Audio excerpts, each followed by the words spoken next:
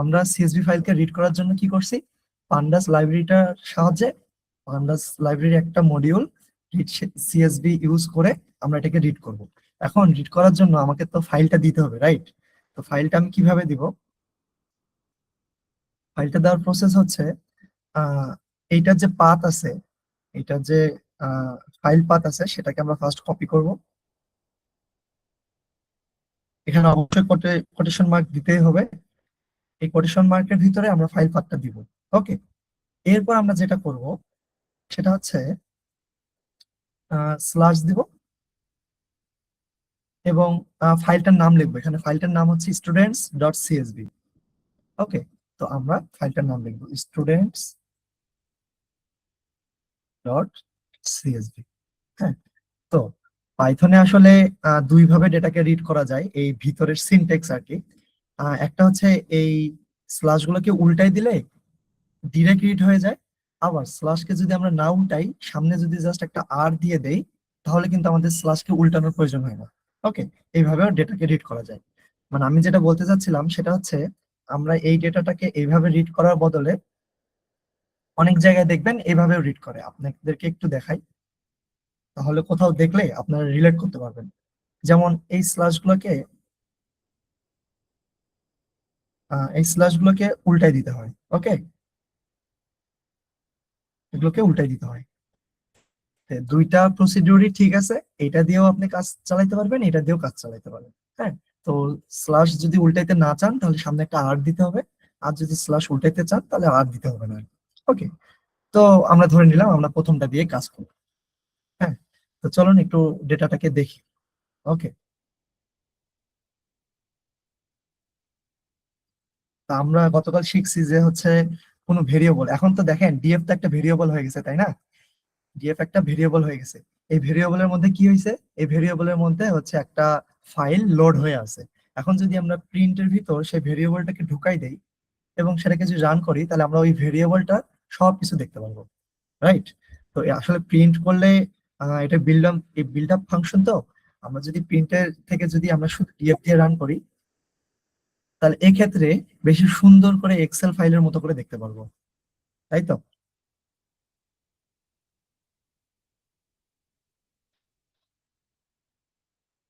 তাহলে এখানে আমি শুধু ডিএফ দিয়ে আমি পুরা ফাইলটাকে দেখতে পারতেছি। ওখানে সেম দেখেন, student ID, name, gender, age, class, section, math, তারপর study hours, sports, parent education সবকিছু আছে, তাই না? তো বিষয় হচ্ছে, আমাদের একটা ডেটাকে বোঝার জন্য পুরা ডেটাটাকে যে দেখতে হবে এমন না। হ্যাঁ, আমরা কিছু টেকনিক ইউজ করতে পারি। যেমন আমরা শুধু ফার্স্ট ডেটাকে ফার্স্ট ডেটার ফার্স্ট ইমপ্রেশন বোঝার জন্য আমরা জাস্ট ডেটার ফার্স্ট 5টা রো দেখতে পারি। এর জন্য আমরা যেটা করি সেটা হচ্ছে আহ, DF dot head. DF dot head নিলে এটা হচ্ছে হেড হচ্ছে পাইথনের একটা বিল্ড আপ ফাংশন। এখানে অটোমেটিকলি প্রথম 5টা স্যাম্পল চলে আসে। ঠিক আছে, আমার ডেটা ফ্রেমের প্রথম যে 5টা রো আছে সেটা অটোমেটিকলি চলে আসে। হ্যাঁ, তো হেড দিয়ে যদি আমি রান করি, তাহলে দেখেন প্রথম 5টা রো চলে আসে। ঠিক আছে, তো এত বড় কিছু তো দেখার দরকার নেই, এতটুকু দেখলে আমরা মোটামুটি বুঝতে পারি যে এখানে কতগুলো কলাম আছে। হ্যাঁ, কি কি কলাম আছে সব একটা ওভারঅল একটা ভিউ পাই। ঠিক আছে,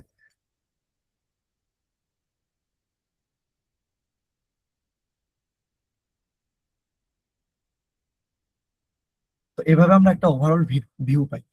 তো আমি তো বললাম যে হেড একটা হচ্ছে বিল্ড আপ ফাংশন, এটা অটোমেটিকলি 5টা স্যাম্পল নিয়ে কাজ করে। তো আমি যদি চাই যে 5টা স্যাম্পলের থেকেও বেশি স্যাম্পল দেখবো, সেটা আমরা করতে পারি। যেমন ডিএফ এর ভিতরে যদি সে আমরা 10টা স্যাম্পল দিতে চাই, তো আমি যদি 10 দিয়ে দেই, দিয়ে যদি রান করি, তাহলে আমি 10টা স্যাম্পল দেখতে পারবো। প্রথম প্রথম প্রথমকার দিকের 10টা স্যাম্পল দেখতে পারবো। সিমিলারলি আমরা যদি শেষের স্যাম্পল দেখতে চাই, আমরা তো অনেকের তো প্রয়োজন হইতেই পারে যে আমি শেষের দিকের স্যাম্পল গুলা দেখবো, শেষের দিকের রো গুলা দেখবো, তাই না?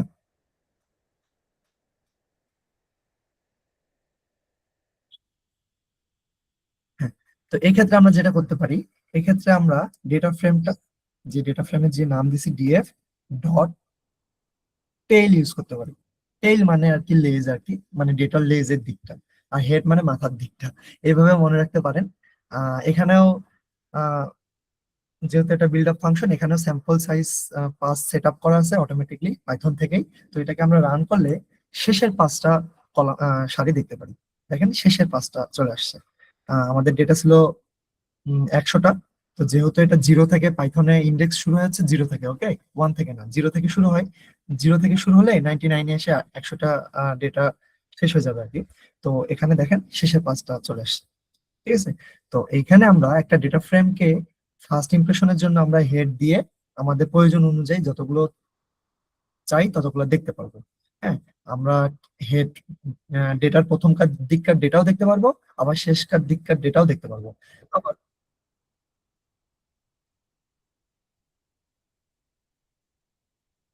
ওকে, আবার অনেকে বলতে পারেন যে ভাই আমি হচ্ছে যে কোনো জায়গা থেকে পাঁচটা দেখবো।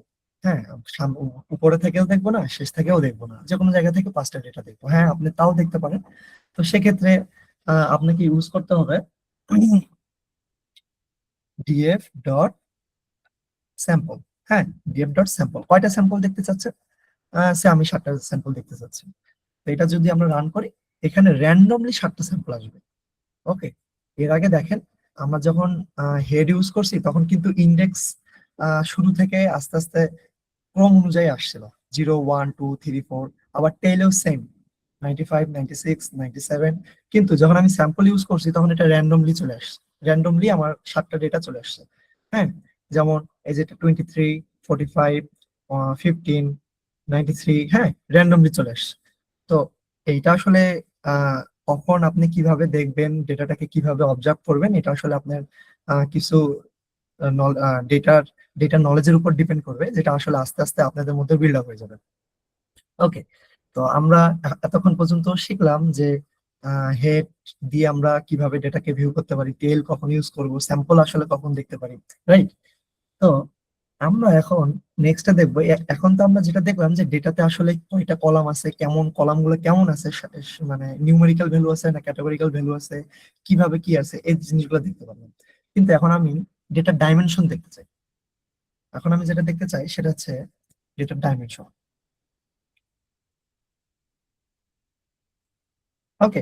ডাইমেনশন বলতে আর কি কতগুলো কলাম আর কতগুলো রো আছে।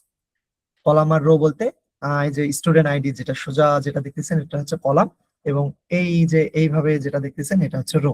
ওকে। তো কতগুলো কলাম এবং কতগুলো রো আছে এটা দেখার জন্য আমরা যেটা ইউজ করতে পারি সেটা হচ্ছে DF dot shape. DF dot shape. Shape কোনো ফাংশন না, এর জন্য আমরা এখানে আহ এখানে আমরা হচ্ছে ব্র্যাকেট দিব না। ওকে। তো এটাকে রান করলে আমরা এটা ডাইমেনশন দেখতে পাই। এটা ডাইমেনশন বলতেছে হচ্ছে 100/15। তার মানে 100/15 ফার্স্টটাকে রিপ্রেজেন্ট করতেছে হচ্ছে রো, সেকেন্ডটাকে রিপ্রেজেন্ট করতেছে হচ্ছে কলাম। ওকে। তো 100/15 বলতে আমরা বুঝতেছি যে 100টা রো এবং 15টা কলাম আছে আর কি এই ডেটার মধ্যে।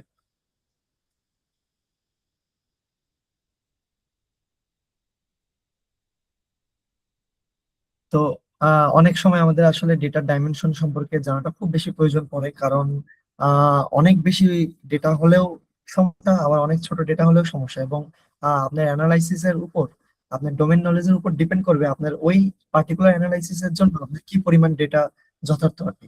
এর জন্য আমাদেরকে ডাইমেনশনটা আহ, দেখার ওকে, ডাইমেনশন দেখার আর কি প্রয়োজন বোধ করে। ওকে।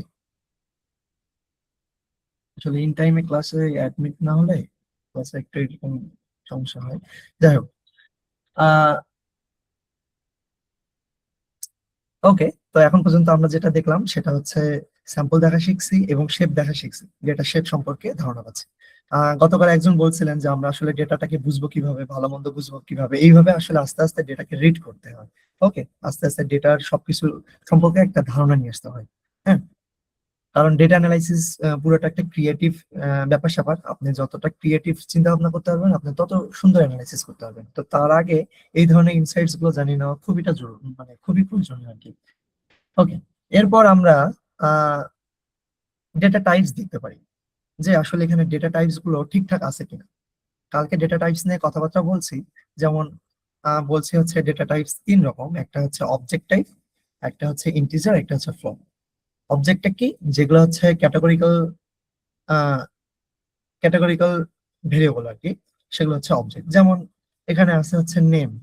হ্যাঁ, এখানে আছে হচ্ছে নেম। নেমে নেম কলামে যেই ভ্যালুগুলো আছে দেখেন, রাফি আক্তার, নুসরাত ইসলাম, হাসান সরকার, এগুলো কিন্তু টেক্সট, রাইট? Categorical variable. তো এই জিনিসগুলোকে আমরা অবজেক্ট হিসাবে, এগুলোকে আমরা অবজেক্ট ডেটা টাইপ হিসাবে চিনি আর কি। হ্যাঁ, তো আবার জেন্ডার মেল ফিমেল, হ্যাঁ, এই ধরনের। তো এগুলোকে আমরা অবজেক্ট ডেটা টাইপ হিসেবে চিনি।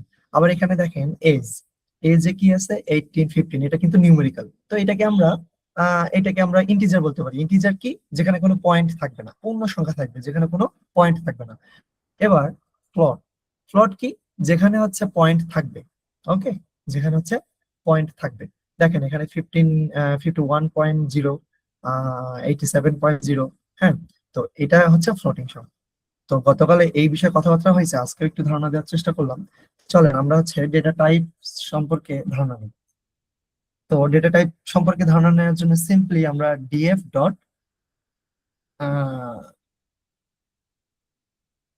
ডি টাইপস ইউজ করি। এগেইন এটা কোনো ফাংশন না, সো এটাতেও আমাদেরকে ব্র্যাকেট দিতে হবে না। চলুন দেখা যাক এটা রেজাল্ট কি আসে।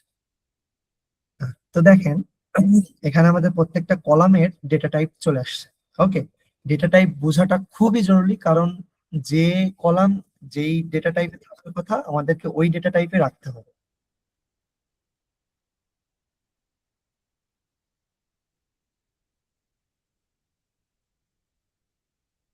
ওকে, তো ডেটা টাইপ বোঝাটা খুবই জরুরি, কারণ আমাদের একটা ডেটা কলাম গুলো যে ডেটা টাইপে থাকা উচিত ঠিক সেই টাইপে থাকতে হবে, নাহলে এখানে আমরা ম্যাথমেটিক্যাল অপারেশন গুলো করতে পারবো না, স্ট্যাটিস্টিক্যাল অপারেশন গুলো করতে পারবো না।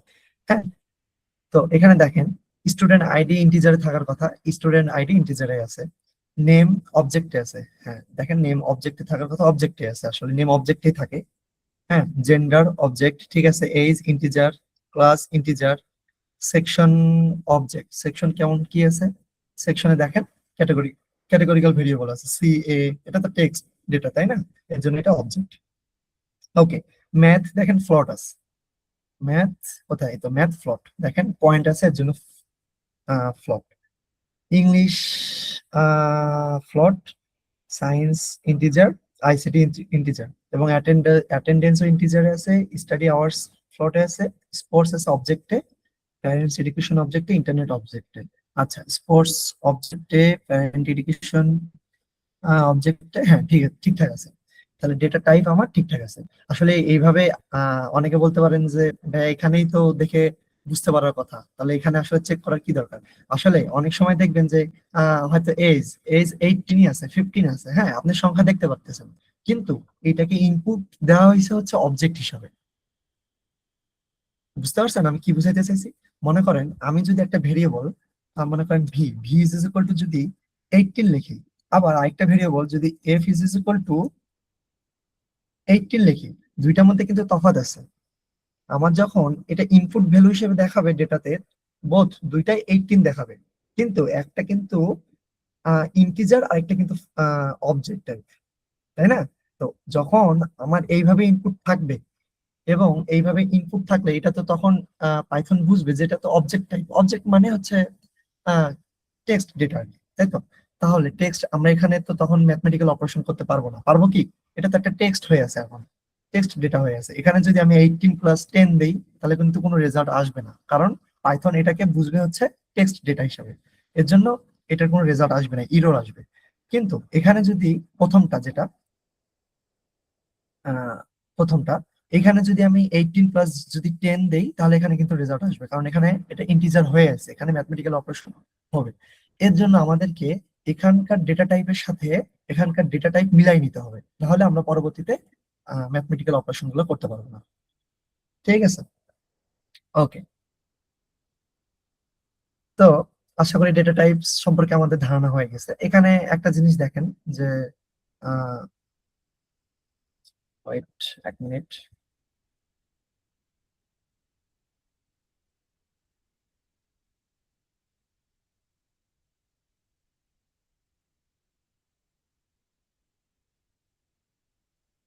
ওকে।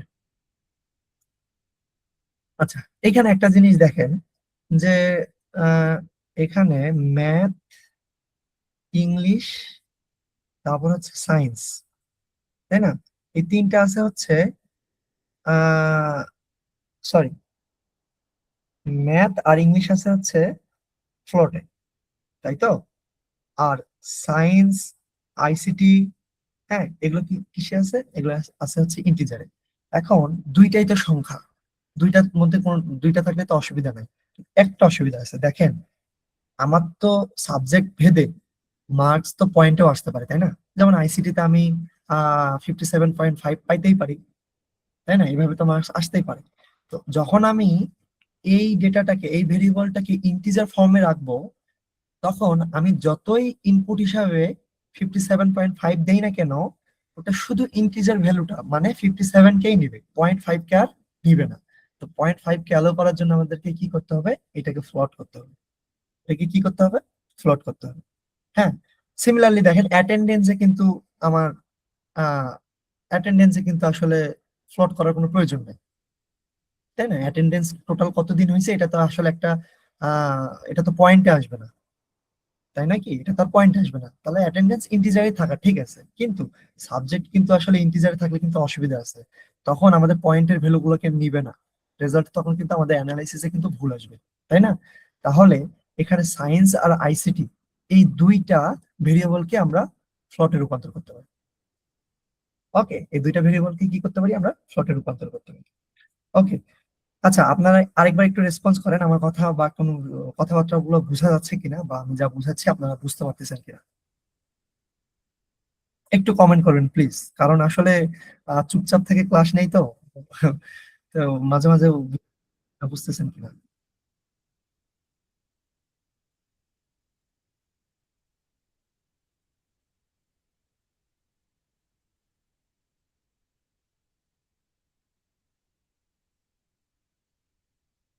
ওকে, থ্যাংক ইউ।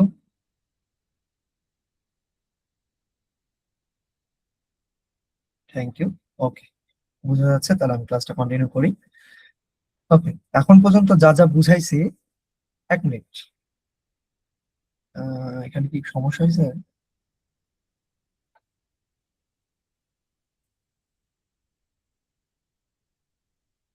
ওকে। হ্যাঁ, এখন পর্যন্ত বুঝাইছি, ডেটা টাইপস সম্পর্কে বুঝাইছি, এবং সায়েন্স এবং আইসিটি কে কেন ইন্টিজার থেকে ফ্লোটিং টাইপে আমরা রূপান্তর করবো সেটাও বললাম আর কি। আশা করি আপনারা বুঝতে পারছেন। তো এখন আমাদের কাজ হচ্ছে সায়েন্স এবং আইসিটি টাকে আমরা ফ্লোট টাইপে রূপান্তর করবো। ওকে, তো ফার্স্ট আমাদের হচ্ছে আমরা ডেটা টাইপকে চেঞ্জ করবো, তাই তো? তাহলে এটা লিখি যে ডেটা টাইপ চেঞ্জিং। ওকে, ডেটা টাইপ চেঞ্জিং কোনটা কোনটা করবো? ডেটা টাইপ চেঞ্জ করবো হচ্ছে আইসিটি আর হচ্ছে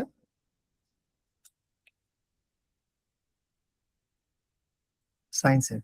হ্যাঁ, তো এটাকে আমরা কিভাবে ডেটা টাইপটাকে চেঞ্জ করতে পারি? দেখেন, ফার্স্ট আমি আইসিটি এবং সায়েন্স এরা তো একটা করে কলাম, তাই তো? দেখেন, আইসিটিও একটা কলাম, সায়েন্সও একটা কলাম, আইসিটিও একটা কলাম, তাই না? তো ফার্স্ট আমাদেরকে যেটা করতে হবে, এই কলাম গুলাকে নিতে হবে। কি করতে হবে? এই কলাম গুলোকে নিতে হবে। তো গতকাল আমরা দেখিয়েছিলাম যে আসলে কিভাবে আমরা একটা কলামকে নিতে পারি। আজকে আবার একটু দেখাচ্ছি। এখন ডিএফ ডিএফ তো ডিএফ তো আমার পুরো ডেটা ফ্রেমটা, রাইট? এখান থেকে আমি একটা স্পেসিফিক কলাম নেব। কলামটা মনে করেন নিচ্ছি, আহ কি কলাম নেব? আইসিটি কলাম নিচ্ছি, আইসিটি। তো এটাকে যদি আমি রান করি, এখানে শুধু আইসিটির ভ্যালুগুলো দেখতে পারবেন। ঠিক আছে, এখানে শুধু আইসিটির ভ্যালুগুলো দেখতে পারবেন।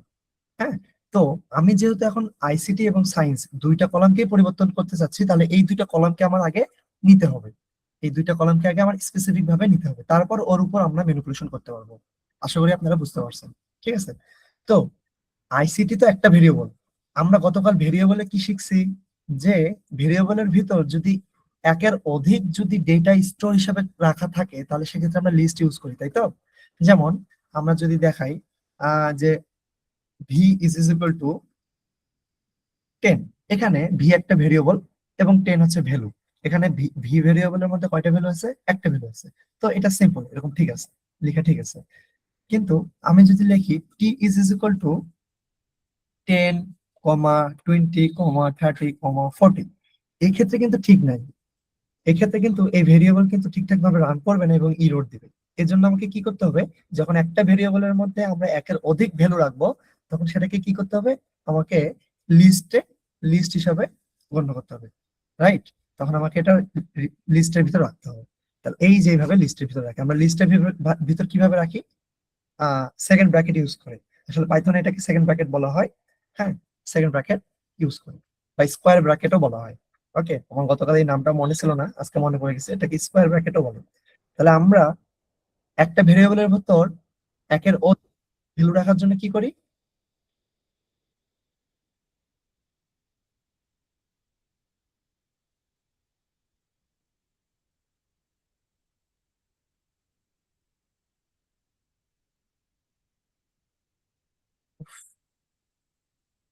একটা সমস্যা করতেছে হয়তো।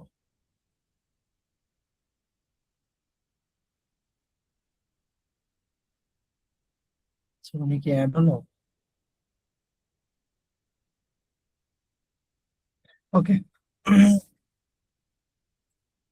ওকে, তাহলে আমরা একটা ভেরিয়েবলের ভিতর একের অধিক ভ্যালু রাখলে সেটা হচ্ছে স্কোয়ার ব্র্যাকেটের ভিতর রাখি, তাই তো? তাহলে এখন আমরা ডিএফ ডিএফ এর মধ্যে দুইটা দুইটা কলামকে নিব, রাইট? দুইটা কলামকে নিলে আমাকে কি করতে হবে? দেখেন, এমনি তো বিল্ড আপ ফাংশনে আমার এমনি তো এই এই এখান থেকে একটা কলাম সিলেক্টের জন্য তো একটা স্কোয়ার ব্র্যাকেট আমাকে তো দিতে হয়েছে। ওকে, একটা তো স্কোয়ার ব্র্যাকেট দিতে হয়েছে, যেমন আমি একটু আগে যেটা দিলাম আইসিটি, একটা তো স্কোয়ার ব্র্যাকেট দিতে হয়েছে। কিন্তু আমরা এখানে দুইটা ভেরিয়েবল দিব, তাই তো? একটা আইসিটি, একটা হচ্ছে সায়েন্স। তো এই দুইটা ভেরিয়েবলের জন্য আমাকে আবার আরেকটা স্কোয়ার ব্র্যাকেট দিতে হবে, আরেকটা স্কোয়ার ব্র্যাকেট দিতে হবে। ঠিক আছে? তাহলে একটা আইসিটি আর একটা কি? সায়েন্স। মনে রাখবেন, এখানে যা নাম আছে এক্সাক্ট ওইভাবেই দিতে হবে, ছোট হাতের বড় হাতের যেটা যেভাবে আছে ওইভাবেই দিতে হবে, নাহলে কিন্তু পাইথন ধরতে পারবে না। ওকে, ফাইন। তো এখন আমরা যদি দুইটা রান করি, দেখেন আইসিটি আর সায়েন্স শুধু দুইটা কলাম চলে আসছে। হ্যাঁ, তাহলে এই দুইটা কলামের আমরা কি করব? এই দুইটা কলামের আমরা পরিবর্তন করব, তাই তো? এই দুইটা কলামের পরিবর্তন করব। তাহলে এই দুইটা কলাম সমান কি হবে?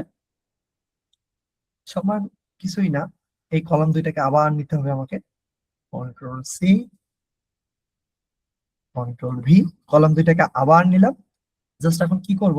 এটা ডেটা টাইপটাকে চেঞ্জ করব, তাই না? তো dot as type, data type change করার জন্য আমার ফাংশন কি ইউজ করতে হবে? Dot as type. Okay, as type. তো এই ফাংশন গুলো আপনাদেরকে আসলে মনে রাখতে হবে। আমরা ডেটা টাইপ চেঞ্জ করার জন্য কি ইউজ করি, কোনটা, এই ধরনের জিনিসগুলো জন্য আপনাকে মনে রাখতে হবে। হ্যাঁ, তো কেউ কি কমেন্ট করলেন?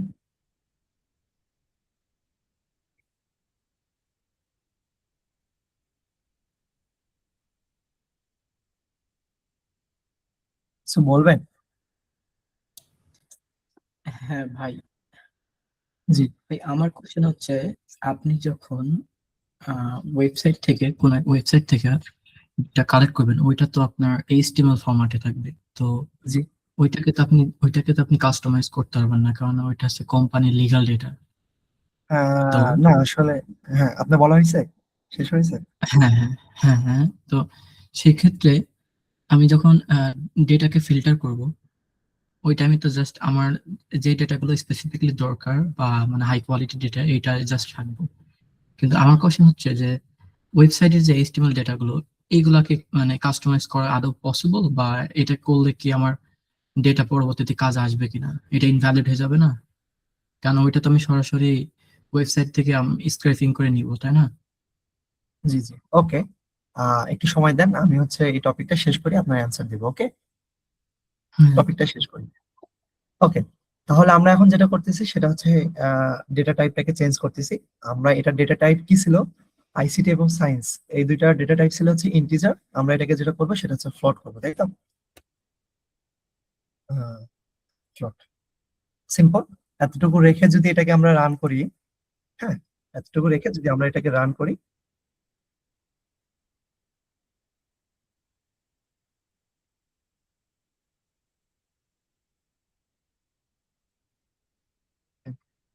এটাকে যদি আমরা রান করি তাহলে কিন্তু আমাদের ডেটা টাইপটা চেঞ্জ হয়ে যাবার কথা। তো এখানে আমরা যেটা করছি সেটা হচ্ছে যে দুইটা কলামে চেঞ্জ করব সেই দুইটা কলামকে বেছে নিছি। আমরা কিভাবে বেছে নিই সেটা একটু আগে দেখাইছি আর কি। তারপর ওই দুইটা কলামকে কি করছি, অ্যাজ টাইপ দিয়ে ফ্লোটের ভিতরে ঢুকে দিচ্ছি, তাই তো? তো চলেন এখন আমরা আবার ডেটা টাইপ দেখি, টিএফ ডট ডি টাইপস, তাই তো? এটা দিয়ে যদি আমরা রান করি, এখন দেখেন ম্যাথ ছিল আগে থেকে, ফ্লোট ছিল, ইংলিশ ফ্লোট ছিল, সায়েন্স ফ্লোট এবং আইসিটি ফ্লোট। তাহলে এখন আমার মার্কস যেগুলো ছিল সেগুলো সবগুলোকে আমরা এক টাইপের নিয়ে আসছি, তাই তো? এখন যদি আমি ইনপুট করি বা আমার মার্কস যদি অনেক ক্ষেত্রে কি হয় যে অটোমেশন অন করা থাকলে ডেটা যখন চেঞ্জ হয়ে যায় তখন কিন্তু আহ, আহ, এই ডেটা ফরম্যাট, আমরা একটু আগে যে ডেটা দেখলাম এগুলো অটোমেশন করা থাকলে এই ভ্যালু গুলো চেঞ্জ হয়ে যায়। ওকে, তো কেউ সাপোজ আইসিটি তে দিতেই পারে যে 57.5 দিতেই পারে, তাই তো? কিন্তু এটা ইন্টিজার হওয়ার কারণে তখন কিন্তু 57.5টা তখন আসতো না। তো আমরা এখন ওই সমস্যাটাকে সমাধান করে ফেললাম। এখন যদি আমরা ডেটাটাকে দেখি যে ডিএফ ডট হেড, দেখেন এখন আইসিটি দেখেন 0.0, মানে পয়েন্ট চলে আসছে আর কি। এটা ফ্লোট হয়ে যাওয়ার কারণে পয়েন্ট আসছে, মানে পয়েন্টের পরে মার্কস বসানোর আহ, সুযোগ আছে আর কি। তো আশা করি আমি এই পর্যন্ত যা বুঝাইছি আপনারা বুঝতে পারছেন।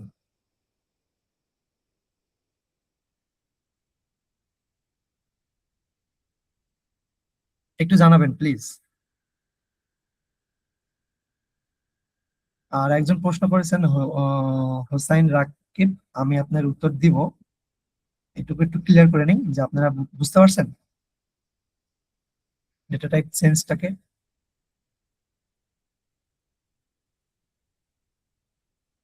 এটা কি রিপিট করতে হবে বা কেউ কোথাও সমস্যা?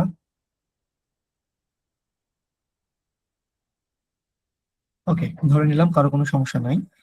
আচ্ছা, হোসাইন রাকিব, আপনি যে প্রশ্নটা করছেন যে আমি যদি কোনো সোর্স থেকে বা কোনো ওয়েবসাইট থেকে যদি ডেটা এক্সট্রাক্ট করি তাহলে তো সেগুলো তো হচ্ছে আহ, ওদের ভ্যালিড ডেটা, ওগুলার মান তো আমরা চেঞ্জ করতে পারবো না। সেক্ষেত্রে কিভাবে কি করব বা এরকম টাইপ কিছু, তাই তো?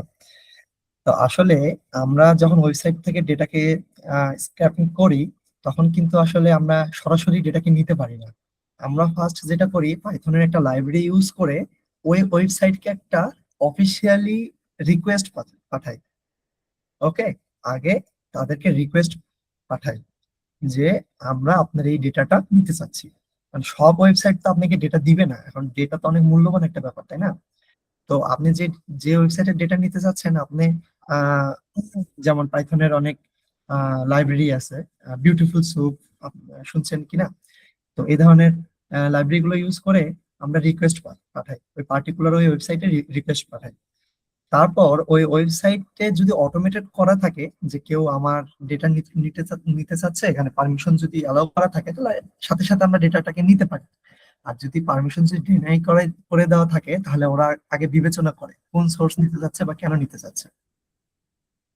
যে আমি বলে নেই, তারপর আপনি প্রশ্ন করেন। হ্যাঁ, তো যেইটা আমরা সাথে সাথে এক্সট্রাক্ট করতে পারি রিকোয়েস্টের মাধ্যমে, ওই ডেটা যখনই আমাদের কাছে চলে আসবে এইচটিএমএল ফরম্যাটে হোক, জাভা স্ক্রিপ্ট ফরম্যাটে হোক বা এরকম সিএসভি ফরম্যাটে হোক, যে ফরম্যাটে আসুক না কেন, চলে আসা মাত্রই আমরা সেটাকে ম্যানিপুলেট করতে পারবো।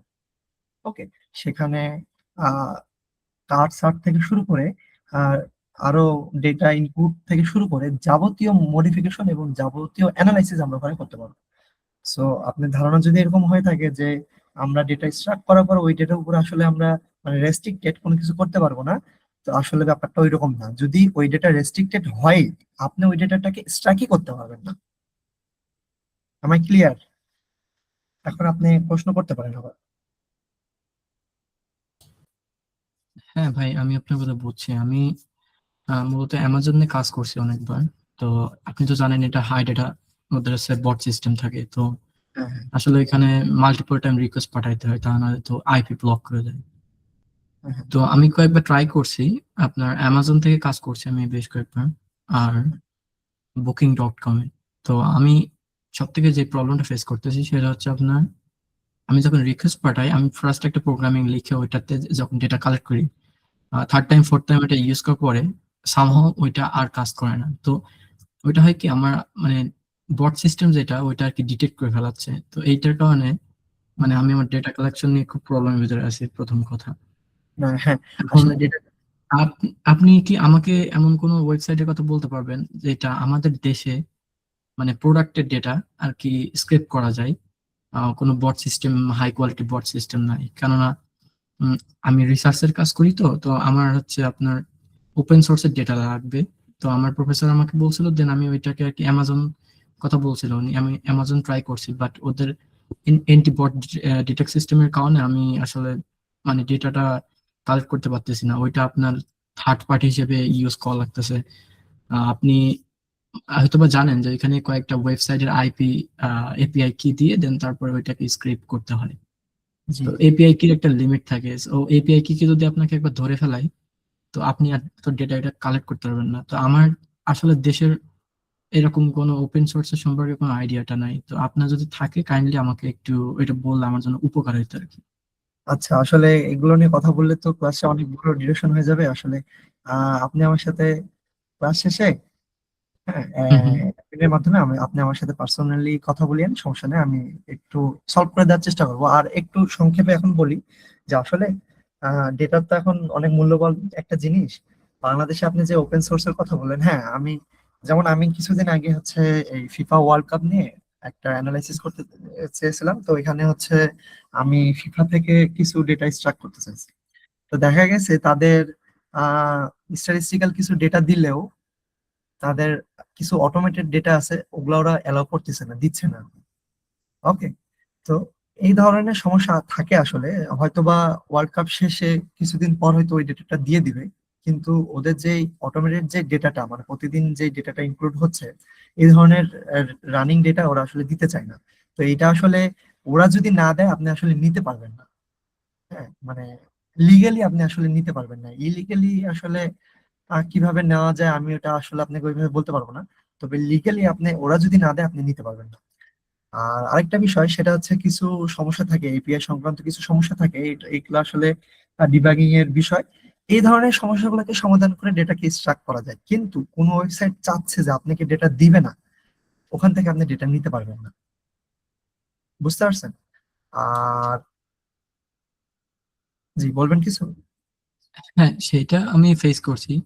আমি কয়েকবার অক্সিল্যাব দিয়ে ট্রাই করছি। তো মূল প্রবলেমটা হয়ে যাচ্ছে আর কি ওদের এন্টি অক্সিল্যাব দিয়ে ট্রাই করছি, বাট ওইটার যে ডেটা ওইটা পাচ্ছি আমি। হ্যাঁ, হ্যাঁ। মানে সংক্ষেপে এখানে যেহেতু ক্লাস, সব বিরক্ত হতে পারে। আমি চাই হচ্ছে প্রোডাক্টের একদম নিচে যে কমেন্টটা আছে, হুম, এই হুম, কমেন্ট বক্সের যে ডেটাটা পাবলিকে যে কমেন্টটা করছে, ফর এক্সাম্পল আপনার এখানে যে মেসেজ গুলো আমরা দিছি, তো হুম, আমি এইগুলাকে স্ক্রিপ্ট করতে চাই। আমি স্ক্রিপ্ট করলে আমার প্রোডাক্টের ডেটা বাইরে হচ্ছে আপনার প্রাইস, রেটিং, রিভিউ, এইগুলা, বাট আমি ওই কমেন্টটাকে নিতে পারছি না কোনোভাবেই। হ্যাঁ, হ্যাঁ, So হ্যাঁ, আমি এটাই। আমি যেটাকে আমি যেটাকে প্রোগ্রামিং লিখছি, আমি ওটা আপনার সাথে পার্সোনালি শেয়ার করবো ইনশাল্লাহ। আর মানে আমি যেই অক্সিলাব যেটা যেভাবে ব্যবহার করি আমি ওইটাকে আপনাকে বলবো, দেন আপনি যদি আমাকে কোনোভাবে ওইটা একটা সলভ করে দিতে পারেন, তাহলে এটা আমার জন্য মানে অনেক বড় একটা ইয়া হবে, জি, অবশ্যই একটা আমিও চেষ্টা চ্যালেঞ্জের। করব। আসলে ওই যে যেটা বললেন যে কমেন্টটা আপনি নিতে পারতেছেন না, সেম ওয়ার্ল্ড কাপেও কিন্তু সেম জিনিসটা আমার সাথে হয়ে গেছে। আমি আসলে সব নিতে পারতেছিলাম না, নিতে পারতেছিলাম, কিন্তু যেটা আসলে চাচ্ছিলাম কিছু কিছু এই ধরনের ডেটা আমি এক্সট্রাক্ট করতে পারতেছিলাম না। তো যাই হোক, আর এটা অনেকটা আসলে ডেটা ইঞ্জিনিয়ারিং এর একটা কাজ কারবার। ডেটা ইঞ্জিনিয়াররা আসলে মূলত এই ধরনের পাইপলাইন নিয়ে কাজ করে। হ্যাঁ, ডেটা আসলে এক্সট্রাক্ট করা ওদের মেইন কাজ আর কি। যদিও ডেটা অ্যানালাইসিসে, হ্যাঁ, ডেটা অ্যানালাইসিসে আমাদের টুকটাক লাগে এভাবে স্ক্র্যাপিং করে জিনিসগুলোকে অ্যানালাইসিস করার জন্য লাগে। তবে জিনিসটা যদি হাই লেভেলে চলে যায় তাহলে কিন্তু এখানে ডেটা ইঞ্জিনিয়ারিং এর একটা ভূমিকা আছে। ওকে। ওকে, আপনার যদি আরো কোনো প্রশ্ন থাকে আপনি আমাকে পার্সোনালি করিয়েন, কারণ আসলে ক্লাসে অনেকে আছে তো। ইনশাল্লাহ ভাই, ভাই ভাই, ঠিক আছে, আপনি ঠিক আছে, কন্টিনিউ করেন। সমস্যা নেই।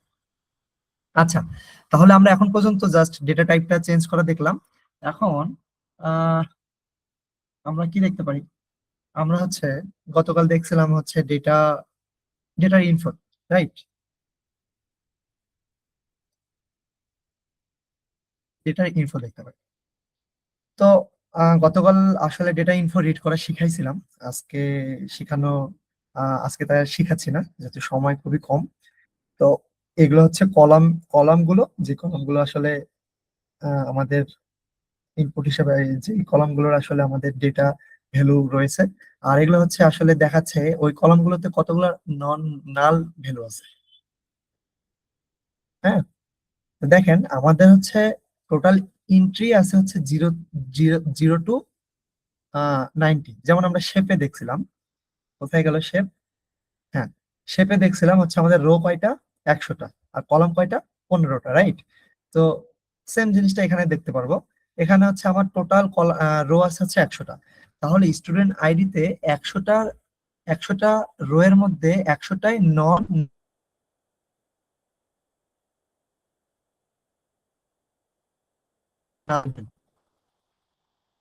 মানে 100টাই ফিল আপ, এখানে নাল ভ্যালু নাই। ওকে, সিমিলারলি মানে 100টার মধ্যে 95টা হচ্ছে নন নাল ভ্যালু আছে, তার মানে 5টা ভ্যালু মিসিং আছে। ওকে, এখানে বুঝতে হবে আমাদেরকে 5টা ভ্যালু কি মিসিং আছে। ইংলিশেও সেম 3টে ভ্যালু মিসিং, সায়েন্সে নাই, আইসিটি তে নাই, স্টাডি আওয়ার্সে আছে, স্পোর্টসে আছে। ওকে, তাহলে আমরা ডেটা ইনফো থেকে এই ইনসাইটসটা পেয়ে যাই আর কি, যে এখানে আসলে কতগুলা নর্মাল ভ্যালু আছে। আর সাথে সাথে এখানে আমরা ডি টাইপটাও পাই, ডেটা টাইপটাও পাই। ওকে, ডেটা টাইপটা কি কি আছে, ডেটা টাইপস গুলো দেখতে পাই। ডেটা টাইপস একটু আগে আমরা স্পেসিফিক ভাবে দেখা শিখাইছি, সিমিলার জিনিসটা এখানে। তো আপনি ডেটা টাইপস এইভাবে আলাদাভাবে না দেখে একবারে ইনফোতেও দেখতে পারেন, নো প্রবলেম। তো এইখানে আমার যেটা হয়ে গেছে সেই বিষয়টা হচ্ছে, এইখানে এই যে মিসিং ভ্যালু বের হয়েছে, তাই না? এখানে মিসিং ভ্যালু কয়টা বের হয়েছে? এখানে মিসিং ভ্যালু বের হয়েছে আছে, ওকে আগে লিখি, মিসিং ভ্যালুস ম্যাথে বের হয়েছে হচ্ছে 5টা। তারপর হচ্ছে ইংলিশে বের হয়েছে 3টা, তাই তো? ইংলিশে বের হয়েছে 3টা। তারপর হচ্ছে স্টাডি আওয়ার্স,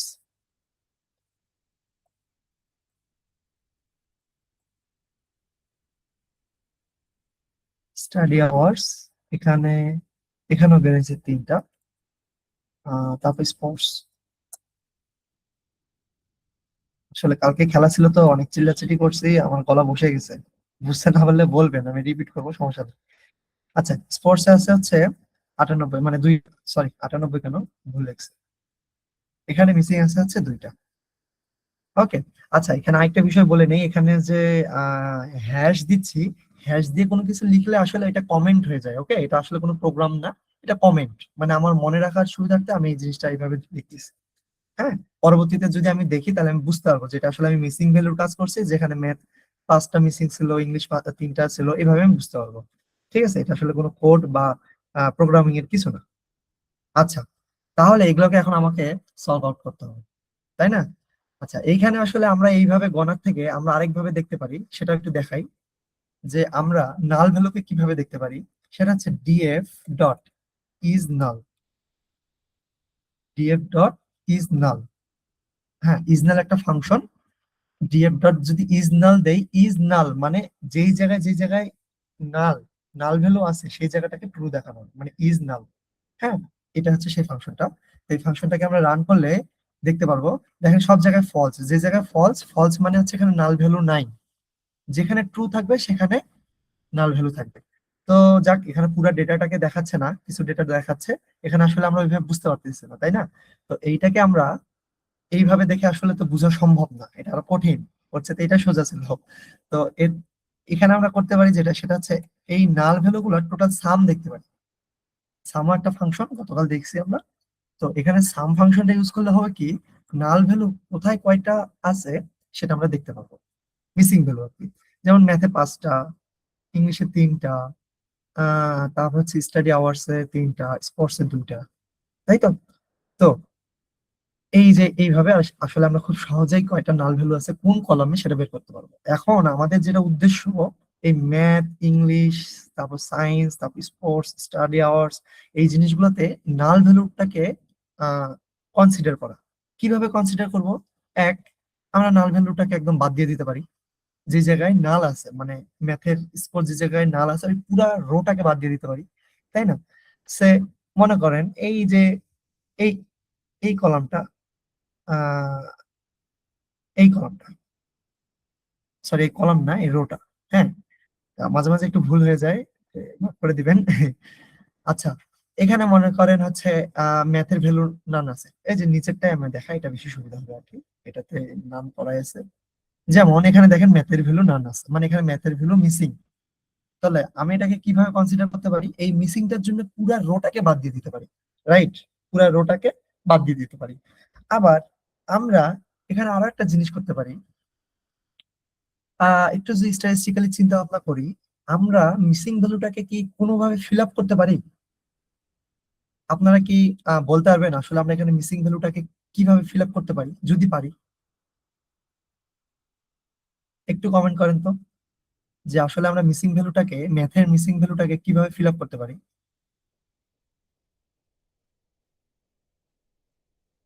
কি দিয়ে ফিল আপ করতে পারি, কি সংখ্যা দিয়ে? হ্যাঁ, একজন কমেন্ট করছেন, জিরো দিয়ে। জিরো দিয়ে, তারপর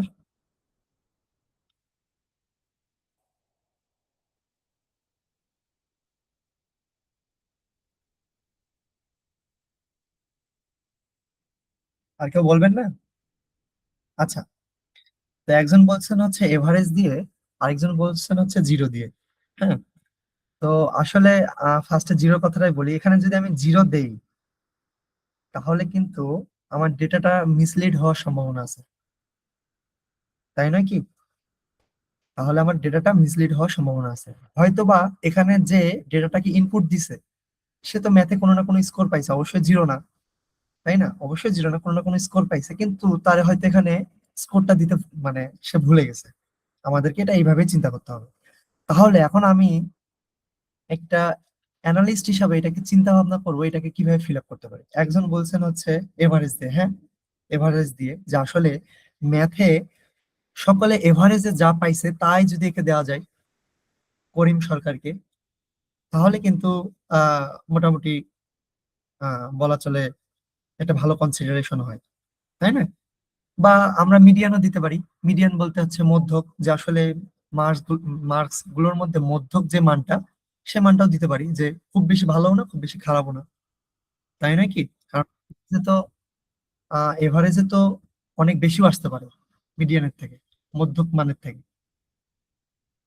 তো যাই হোক, এগুলা আসলে আরো একটু চিন্তা ভাবনার বিষয়, এগুলো আমরা মেইন কোর্সে আসলে এগুলো কিভাবে চিন্তা ভাবনা করবো, তখন আরো বড় বড় ডেটা সেট দেখলে এই জিনিসগুলো আসলে, মানে এটা এমন এই বিষয়টা যে আপনি যত প্র্যাকটিস করবেন এই জিনিসগুলো কিভাবে কনসিডার করতে হবে আর কিভাবে হ্যান্ডেল করতে হয়, তত বেশি ভালো বুঝতে পারবেন।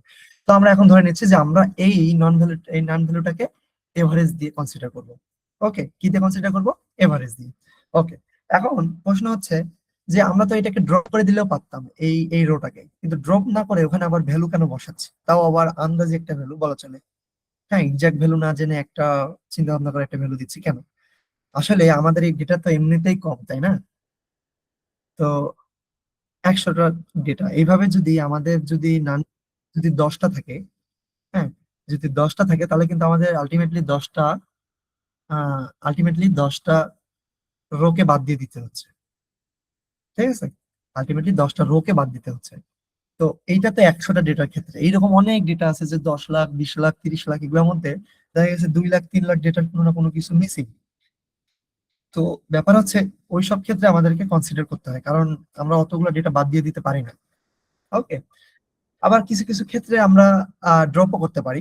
এগুলো সবই কনসিডারেশনের বিষয়। আসলে আমি আমি কিভাবে চাচ্ছি ডেটাটাকে রাখতে, আহ, হ্যাঁ। তো যাক, আমরা এখন এখানে এভারেজ ভ্যালু দ্বারা এটাকে, এই এই ম্যাথের যে পাঁচটা মিসিং ভ্যালু আছে, আমরা এটাকে এভারেজ দ্বারা কনসিডার করি, ঠিক আছে? তো ফার্স্ট যদি আমরা ম্যাথের কাজ করি, আমরা সেম, ম্যাথ একটা কলাম, রাইট? ম্যাথ একটা কলাম, এই কলামের আমরা পরিবর্তন করব, তাই না? এই কলামের কি করব? যেগুলো নান ভ্যালু আছে সেই ভ্যালুটাকে আমরা এভারেজ দ্বারা পরিবর্তন করব। তাহলে ফার্স্ট আমাদেরকে ওই কলামটা নিতে হবে। তাহলে আমরা কলাম কিভাবে নেই? ডিএফ স্কোয়ার ব্র্যাকেট কলাম, কোন কলাম নিব? ম্যাথ, তাই তো? কিভাবে নাম লিখেছিল একটু দেখতে হবে, নাহলে ভুল হয়ে যাবে। হ্যাঁ, বড় হাতের এম ছিল। ওকে, ম্যাথ। ম্যাথ ম্যাথ এই কলামটার কি করব আমরা? এই কলামটার কি করব? এই কলামটার আমরা যেটা করব সেটা হচ্ছে এই কলামটার এভারেজ বের করব, পুরা কলামটার এভারেজ বের করব, রাইট? পুরা কলামটার এভারেজ বের করে আমরা কি করব? ওইটাকে রিপ্লেস করব। হ্যাঁ, ওইটাকে ফিল, যেই যেই যেই জায়গায় হচ্ছে নাল ভ্যালু আছে সেই জায়গাটা রিপ্লেস করব। তাহলে কি করব? আমরা এই কলাম নিব, এই কলাম নিব।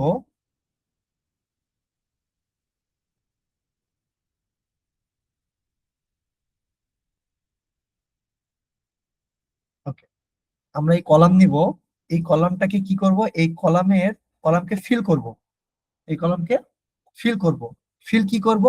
নাল ভ্যালু গুলো করব, তাই না? ফিল কি করব? নাল ভ্যালু করব, ওই কলামের নাল ভ্যালু গুলোকে ফিল করব। তো এটা একটা ফাংশন। হ্যাঁ, এখানে একটা ফাংশন এটা। এখন এই ফাংশনের মধ্যে আসলে আমরা ওই নাল ভ্যালুকে কিভাবে কনসিডার করতেছি সেই জিনিসটা দিয়ে দিতে হবে। তাহলে আমরা ম্যাথের নাল ভ্যালুকে কিভাবে কনসিডার করতেছিলাম? ওখানে আমরা এভারেজ দিয়ে, রাইট? তাহলে এখন আমার ম্যাথের এভারেজটা আগে আলাদা করে বের করে নিতে হবে। হ্যাঁ, ম্যাথের এভারেজটা আলাদা করে বের করে নিতে হবে। তো ম্যাথের এভারেজ কিভাবে বের করব? গতকালও দেখছি, সিম্পল। আমরা ওই কলামটা নিব, ম্যাথ ডট মিন ফাংশন। হ্যাঁ, তো এটা আমরা একটু আলাদা জায়গায় রান করে দেখি। কন্ট্রোল এক্স, এটা একটু আমরা আলাদা জায়গায় দেখি, মনে করেন এভিজি, এভিজি এইটা।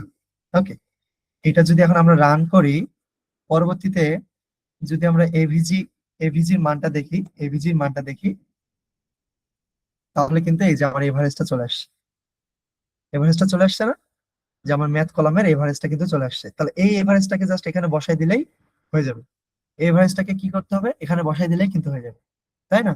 তো আমাদেরকে প্রত্যেকবার এইভাবে আসলে বের করে, আলাদা আলাদা করে বের করে, মান বের করে, তারপর ওটা কপি করে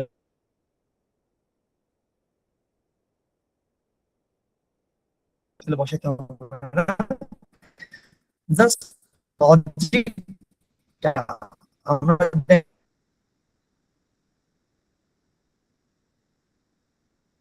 মেইন দিয়ে দিচ্ছি, গড়ের সূত্রটা দিয়ে দিচ্ছি।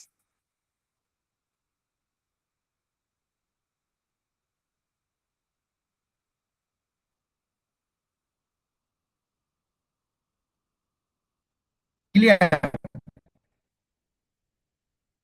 ওকে, তাহলে আমরা রান করি, তো দেখা যাবে যে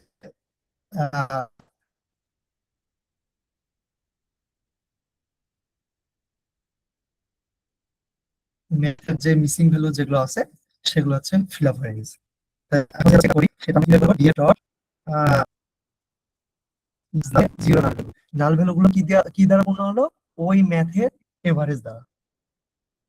বুঝতে পারছেন? ওকে, তো এটা গেল ম্যাথের। সাইটে কমেন্ট করে রেখে দে যে এটা ম্যাথ। এবার আমরা কাজ করব কার? এবার আমরা কাজ করবো হচ্ছে ইংলিশের, তাই না? তো ইংলিশে কাজ করার জন্য আমাকে কি করতে হবে? ডিএফ স্কোয়ার ব্র্যাকেট ইংলিশ কলামটাকে আগে আগে নিতে হবে, তাই না? ইংলিশ কলামটাকে নিতে হবে। বা এখান থেকে আমরা ডিরেক্ট, এটা যেহেতু আপনাদেরকে বুঝাইলাম, এখান থেকে আমরা ডিরেক্ট করতে পারি যে কন্ট্রোল সি, কন্ট্রোল ভি, এখানে জাস্ট ম্যাথের জায়গায় আমরা এখন ইংলিশ দিই। ম্যাথের জায়গায় কি দিব?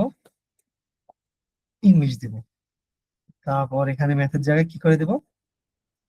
আহ ইংলিশ করে দিব। ওকে, এখানেও যদি আমরা আহ এখানেও চেঞ্জ করতে হবে, সরি, নাহলে আমার ম্যাথের মিনটা বসে যাবে। তো এখানে আমরা ইংলিশ করে দিই। তাহলে এখানে আশা করি এই জায়গাটা বুঝতে পারছেন।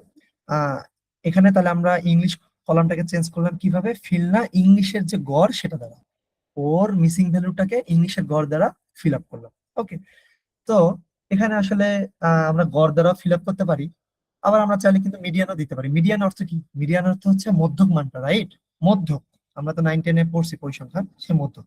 আমরা চাইলে এখানে মিডিয়ানও দিতে পারি, যে আমি ধরলাম যে আমার স্টুডেন্ট বেশিরভাগ আসলে গড় বেশি উপরের দিকে চলে যায়, কিন্তু আমার এই স্টুডেন্টটা আসলে হয়তো বা উপরের দিকে যাবে না, সে আসলে মাঝামাঝি থাকতে পারে বা এই ধরনের কিছু।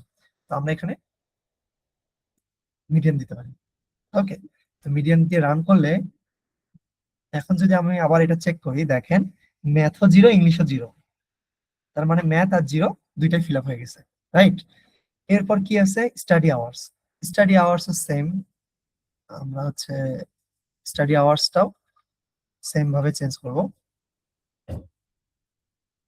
স্টাডি আওয়ার্স এর জন্য আমরা যেটা করতে পারি সেটা হচ্ছে জাস্ট সিম্পলি ম্যাথের জায়গায় আমরা স্টাডি আওয়ার্সটা লিখে দেবো।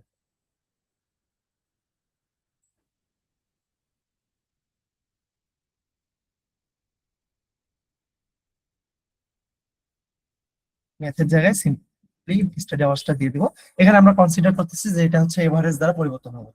এটাকে যদি আবার আমরা রান করি এবং আবার যদি আমরা নাল ভ্যালু গুলোকে দেখি, তাহলে দেখতে পারবো স্টাডি আওয়ার্সটা গন। ওকে, এবার আসেন স্পোর্টস এ, দেখা যাচ্ছে যে দুইটা নাল ভ্যালু আছে। স্পোর্টস এর দুইটা নাল ভ্যালু, এবং স্পোর্টস হচ্ছে একটা ক্যাটাগরিক্যাল ভেরিয়েবল, রাইট?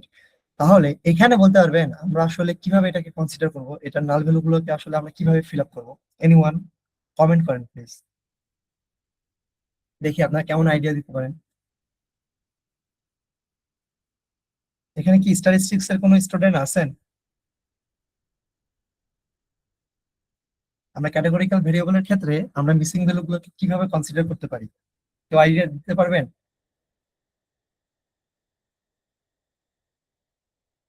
একজন?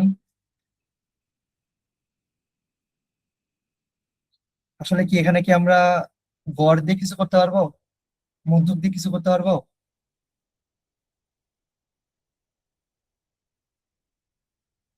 কেউ বলতে পারবেন না? ওকে, এখানে একটু এখানে একটু আইডিয়া দেই যে এখানে আসলে যেহেতু একটা ক্যাটাগরিক্যাল ভেরিয়েবল অবজেক্ট টাইপ, তো এখানে আসলে আমরা মিসিং ভ্যালুটাকে গড় দিয়েও পারতেছি না বিবেচনা করতে, মধ্যক দিয়েও পারতেছি না, তাই না? এখানে কিন্তু আরেকটা বিষয় আছে, আমরা 9-10-এ পড়ছি, প্রচুরক। গড় মধ্যক প্রচুরক, তাই তো?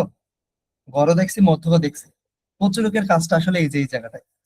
তাহলে এখানে স্পোর্টস যদি বেশিরভাগ ক্ষেত্রে নো হয়, তাহলে আমরা ওই মিসিং ভ্যালু গুলোকে নো দ্বারাই কনসিডার করবো, ধরেই নিব যে আদার্স যেই স্টুডেন্ট গুলো আছে ওরাও খেলে না, যে যারা আসলে নাল ভ্যালুতে আছে। আর যদি বেশিরভাগ ক্ষেত্রে ইয়েস হয়, তাহলে আমরা ধরেই নিব যে ওইটাও ইয়েস হবে।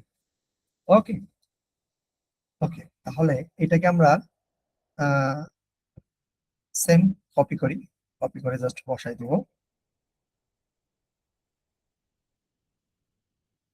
এই কলামটার নাম হচ্ছে চেঞ্জ করে দিব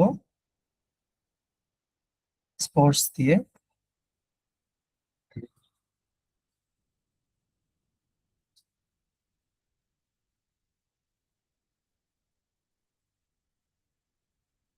এবং এখানে আমরা কি হিসেবে কনসিডার করব, প্রচুরক, তাই তো? বলতে মোড, প্রচুরকে কি বলি, মোড। ওকে, এখন যদি আমরা রান করি এবং যদি আমরা টোটাল অবজারভেশন দেখি, সরি,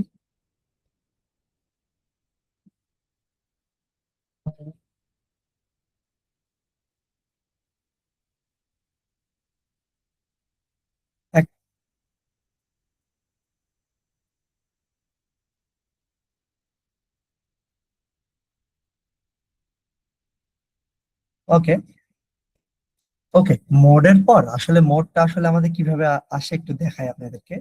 মোডের কিভাবে ভ্যালুটা আসে, যে কারণে আমাদের এটা আসলে চেঞ্জ হচ্ছে না, এখন টুই আছে। একটু প্রবলেমটা আপনাদেরকে দেখাই, তাহলে বুঝতে পারবেন। এটাকে যদি আমরা কপি পেস্ট করে রান করি, তাহলে দেখেন মোডটা কিভাবে আসছে, যে নো আসছে জিরো, ইয়েস আসছে ওয়ান, তাই না? এইভাবে আসছে। তো যাক, এখন নো প্রথমে আসা মানে হচ্ছে নো, নোই বেশি আছে।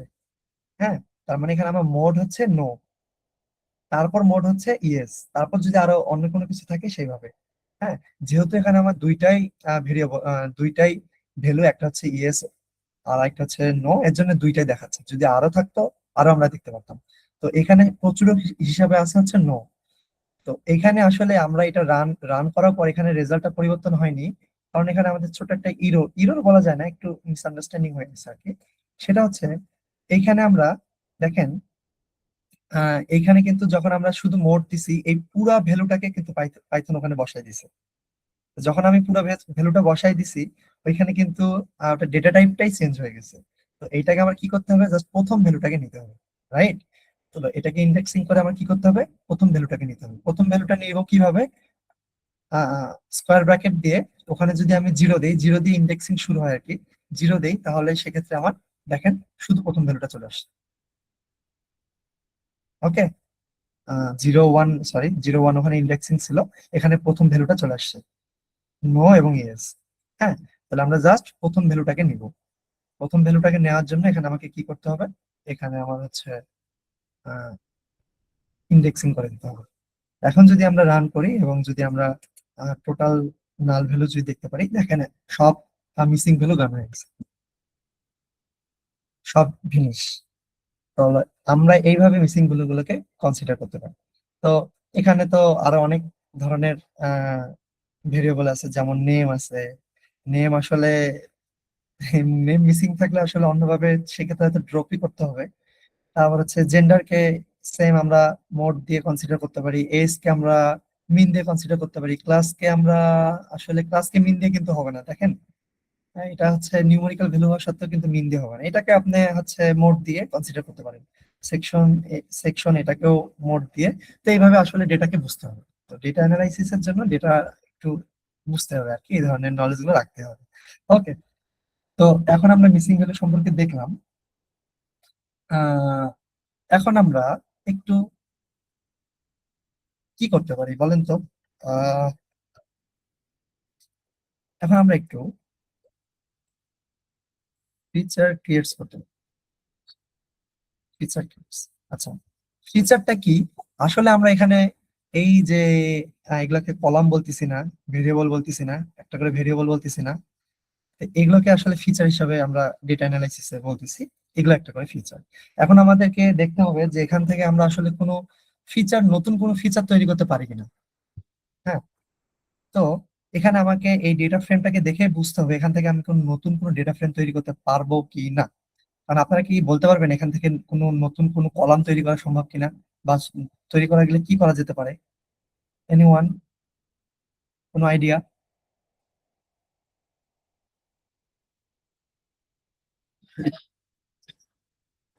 আচ্ছা, সমস্যা নাই। দেখেন, এখানে ম্যাথ আছে না, ইংলিশ আছে না, সায়েন্স আছে, আইসিটি আছে। তো আমরা চাইলে, ওকে, একজন কমেন্ট করছেন দেখি, না, সরি। তো আমরা চাইলে ম্যাথের স্কোর প্লাস ইংলিশের স্কোর প্লাস সায়েন্সের স্কোর প্লাস আইসিটির স্কোর নিয়ে একটা নতুন নতুন টোটাল স্কোর বের করতে পারি না? হ্যাঁ, পারি। চলুন আমরা এখন নতুন একটা কলাম তৈরি করবো। ওকে, নতুন কলামটার নাম দেওয়া হচ্ছে আহ, আচ্ছা, নতুন কলামের নাম দিয়েছে টোটাল, টোটাল স্কোর না মার্কস দিলাম, টোটাল মার্কস দিলাম। হ্যাঁ, তো টোটাল মার্কস তো শুধু দিলে হবে না, এটা হলো আমরা কোন ডেটা ফ্রেমের ভিতর চাচ্ছি। অবশ্যই আমরা চাচ্ছি যে এইটা, এই টোটাল টোটাল মার্কস এটা এই যে ইন্টারনেট এর পাশে আসে যুক্ত হোক, তাই তো? তাহলে আমাকে অবশ্যই এটা এই এই ডেটা ফ্রেমের ভিতর অন্তর্ভুক্ত করতে হবে, অন্তর্ভুক্ত করতে হবে। তাহলে এটাকে আমরা কি করবো, আমরা ওই ডেটা ফ্রেমের ভিতর ঢোকাবো।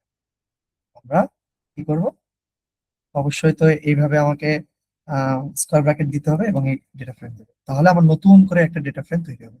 তাহলে এই ডেটা ফ্রেম, এই কলামটা সমান কি হবে, লজিকটা কি, লজিকটা কি? আচ্ছা, এখানে আমি নতুন করে রান করে নেই, তাহলে অত দূর যেতে হবে না। ডিএফ ডট হেড, মনে করেন আমি দুইটা দেখবো। ওকে, তাহলে আমার এখানে লজিকটা কি, ম্যাথের স্কোর, ইংলিশের স্কোর, সায়েন্সের স্কোর, আইসিটি স্কোর, এই ম্যাথ, এই কলামটার, এই কলামটার সাথে এই কলামটা যোগ, এই কলামটার সাথে এই কলামটা যোগ, ভেক্টর ওয়াইজ যোগ, তাই তো? তাহলে আমরা কি করব, ফার্স্ট ম্যাথ কলামটা নিব, ম্যাথ। ওকে, এটার সাথে কাকে যোগ দিব, এটার সাথে যোগ দিব হচ্ছে ইংলিশকে। ওকে, এরপরে এটার সাথে যোগ দিব হচ্ছে সায়েন্সকে, রাইট? তো হয়ে গেছে, এটা আমাদের লজিক।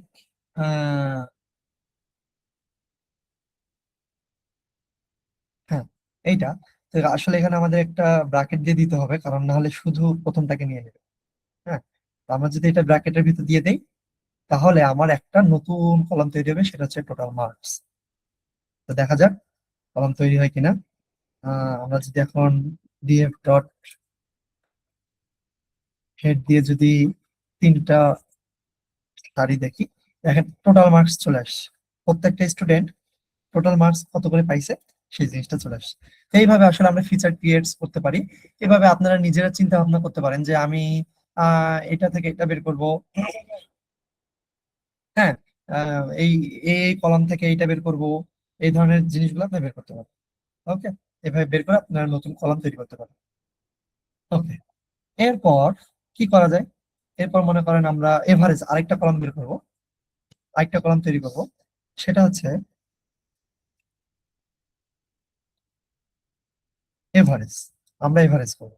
তাহলে এভারেজটা আমরা কিভাবে করতে পারি বলেন তো? এই যে টোটাল মার্কস যেটা আছে, এইটাকে যদি, কয়টা সাবজেক্ট আছে, একটা দুইটা তিনটা চারটা, 4 দ্বারা যদি ভাগ ভাগ করি, তাহলে আমরা এভারেজ পাবো না? এটা তো আপনারা সবাই জানেন আমরা এভারেজ কিভাবে বের করি। তাহলে আমাদেরকে যেটা করতে হবে, ডিএফ, এখান থেকে আমরা টোটাল মার্কস কলামটা নিলাম। হ্যাঁ, টোটাল মার্কস কলামটা নিয়ে এটাকে কি করব, ভাগ করে দিব। এটা হচ্ছে এভাবে হচ্ছে পাইথনে ভাগ দিই আমরা। ভাগ কত দিয়ে দিব? 4 দ্বারা। ওকে, এটাকে যদি রান করি এবং আবার যদি আমরা ডিএফ দেখি, ডিএফ ডট হেড, এবার দিলাম 2টা, তাহলে দেখেন আবার এভারেজ আমরা তৈরি হয়ে গেছে। তাহলে তার এভারেজ কত সেটাও বের হয়ে গেছে, তাই না? তো এইভাবে আসলে আমরা ফিচার ক্রিয়েট করি, আর নতুন নতুন কলাম যদি আমাদের প্রয়োজন হয়, এইভাবে আমরা নতুন নতুন কলাম তৈরি করি। এরপর আমরা কি দেখতে পারি? এরপর মনে করেন আহ কি করতে পারি, চলেন আমরা একটা ফাংশন দেখি। আমরা এখানে গ্রেড বের করবো, ফাংশন ইউজ করবো। ওকে, আমরা গ্রেড বের করবো ফাংশন ইউজ করবো। তো ফাংশনের জন্য আমরা যেটা করি সেটা হচ্ছে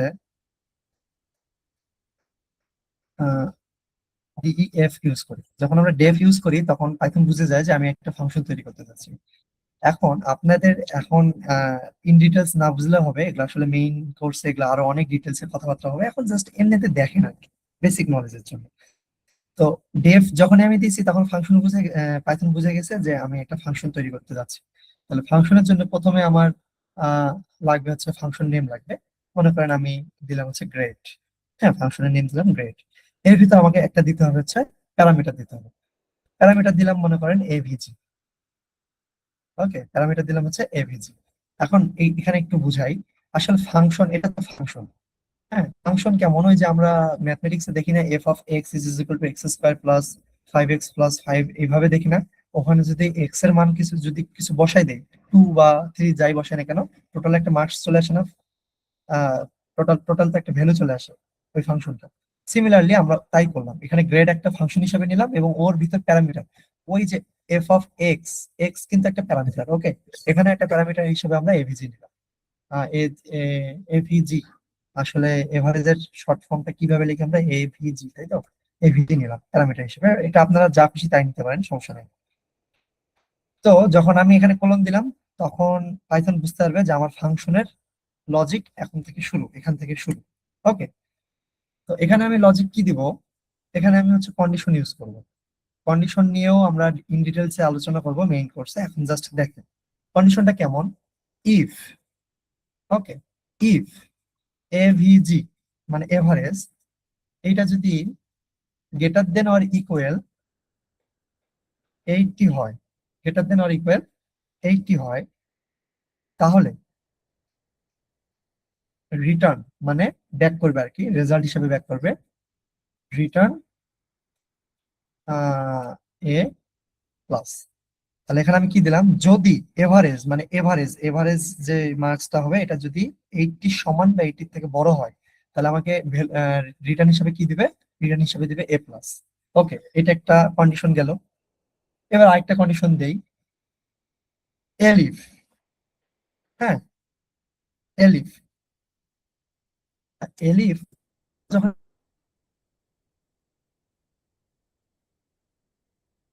ইফ ব্যবহার করি, পরবর্তীতে কিন্তু আর ইফ ব্যবহার করতে পারবো না, হয় ইলস ব্যবহার করতে হবে, না এটা হচ্ছে ইলস। আর মাঝখানে যদি কোনো কন্ডিশন দেয়, তাহলে আমাকে এলিফ হিসাবে লিখতে হবে। ওকে, তাহলে এখানে কি, এভারেজ, এভারেজ যদি গ্রেটার দেন অর ইকুয়াল যদি, sorry, greater than or equal যদি 70 হয়, 70 তো, হ্যাঁ 70 যদি হয়, তাহলে রিটার্ন করবে হচ্ছে, রিটার্ন করবে কি, রিটার্ন করবে এ, রিটার্ন করবে এ। সিমিলার কন্ডিশন দেন, আপনার যতগুলো ইচ্ছা আপনি দিতে পারবেন এখানে। AVG greater than or equal যদি 60 হয়, ওকে, যদি 60 হয়, তাহলে রিটার্ন করবে কি, রিটার্ন করবে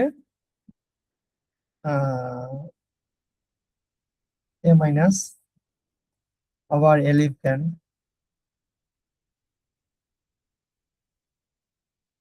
কি ভুল করছে এখানে, রিটার্ন বানানটা ভুল করছি তাই তো, এখানে হচ্ছে রিটার্ন, রিটার্ন বানানটা ভুল করছিলাম। ওকে, আবার আরো কন্ডিশন দেই, if AVG greater than or equal, greater than or equal 50 দেই, 50, রিটার্ন করবে হচ্ছে বি।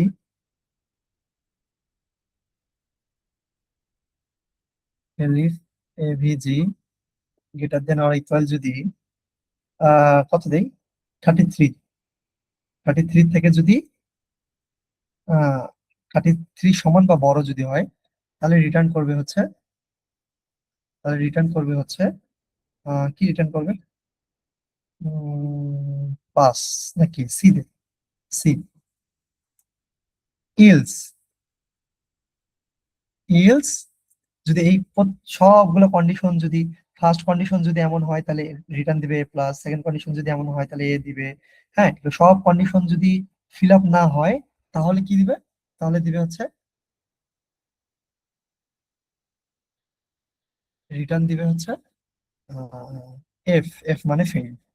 বুঝতে পারছি, কারণ এগুলা কখন ফিল আপ হবে না, যদি 33-এর সমান বা 33-এর উপরে পায় তাহলে তো বি, যদি 50-এর সমান বা 50-এর উপরে পায় তাহলে তো সি, যদি 50-এর উপর বা 50-এর উপরে পায় তাহলে তো বি।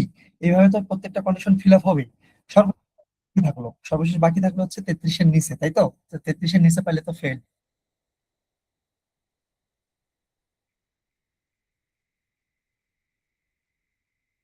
ওকে, তো আমাদের কন্ডিশন বিল্ড আপ শেষ। এখন আমরা যেটা করব,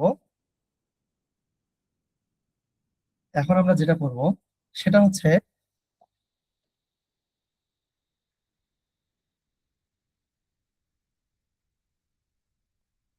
ওকে, এখন আমরা যেটা করব, এখন আমরা একটা গ্রেড, আরেকটা ফিচার তৈরি তৈরি করব, সেটা হচ্ছে গ্রেড। হ্যাঁ, গ্রেড নাম, এখানে আরেকটা ফিচার তৈরি করবো, সেটা হচ্ছে গ্রেড। ওকে, তাহলে আমরা ফিচার কিভাবে তৈরি করি, ওই কলামটা আগে আমাকে ডেটা ফ্রেমের ভিতর নিতে হয়, তাই না, নাম দিচ্ছে হচ্ছে grade, sorry, grade. Grade is equal two কি হবে,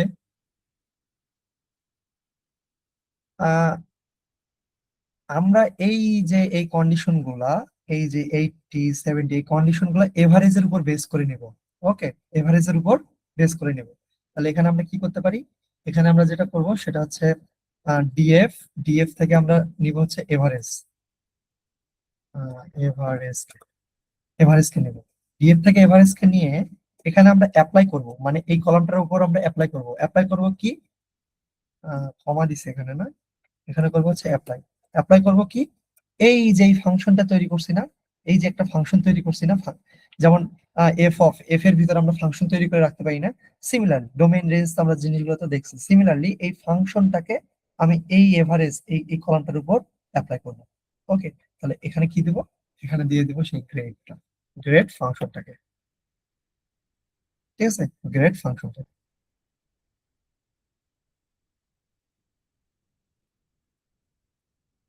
ওকে, এখন যদি এটাকে আমি রান করি, রান করে যদি এখন আমি আবার আমার ডিএফটাকে দেখি, ডিএফ ডট হেড, তাহলে দেখেন এখানে গ্রেড নামে কিন্তু আবার নতুন একটা কলাম তৈরি হয়েছে, তাই তো? যেখানে বি, বি, বি, এ মাইনাস, এ প্লাস, এভাবে কিন্তু চলে আসছে। এখানে যদি আমি হেডের মধ্যে যদি 30টাই দেখি, তাহলে দেখেন 30টা আসবে। এই যে বি, বি, এ মাইনাস, এই যে এ মাইনাস, এ প্লাস তো দেখি কেউ পাইনি। এই তো একজন এ প্লাস পাইছে, নাম কি? সুমাইয়া হাসান। হ্যাঁ, এভাবে কিন্তু আমরা নতুন কলাম তৈরি করে গ্রেডটা তৈরি করতে করে ফেলতে পারবো। ওকে, তাহলে এইভাবে আমরা আসলে নতুন নতুন ফিচারকে ইনক্লুড করতে পারি। ওকে, আশা করি তখন বুঝাইছি, আপনারা অনেকে বুঝতে পারছেন। আর আমার কথা কি বোঝা যাচ্ছে একবার জানাবেন। আসলে ওয়েদার খারাপ তো, নেট খুব প্রবলেম করছে। জি, আজকে আপনাদের অ্যাটেন্ডেন্স না হবে আপনাদের, এটা সম্পর্কে গতকালও বলা হয়েছিল যে ক্লাস শেষের দিকে আপনাদেরকে অ্যাটেন্ডেন্স শিট দেওয়া হবে, তখন আপনারা অ্যাটেন্ডেন্স করতে পারবেন।